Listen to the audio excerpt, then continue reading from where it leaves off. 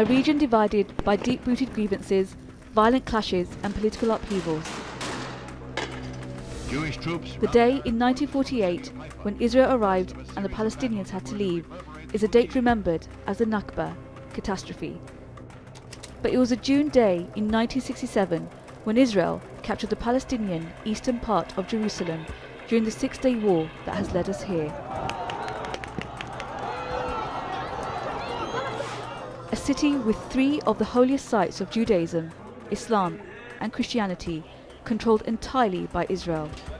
الذبايح شفناها، القتال اللي شفناه، المصائب اللي شفناها. It's been 70 years since the Palestinians were uprooted and dispossessed, and the battle for a homeland continues unabated. But with the US decision to move its embassy to Jerusalem and the continued expansion of illegal settlements in the West Bank, are we moving further away from a two-state solution, and has the Palestinian struggle been undermined by lack of support from the international community? Today we officially opened the United States Embassy in Jerusalem. President Trump's decision against worldwide condemnation of what had happened in 1967 has left the Palestinians probably more isolated than ever. For Israelis, it solidifies their claim to the holy city. I think it's the proper thing for the United States government to do. Israel has been a fact since 1948, and between 1948 and 1967, it was the capital of Israel.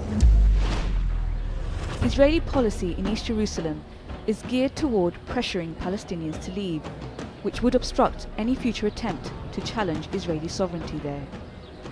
إن القدس كانت ولا زالت وستظل إلى الأبد عاصمة دولة فلسطين. Silwan is a Palestinian neighborhood on the edge of the old city of Jerusalem. It is one of the most contested areas in the city and has been at the heart of the unrest. Israel keeps on building here what the UN calls illegal settlements. They try to tell the story that King David, they take for us as a prophet, to say King David was here 3,000 years ago, and that whatever is existing here belongs to them and their story and their history.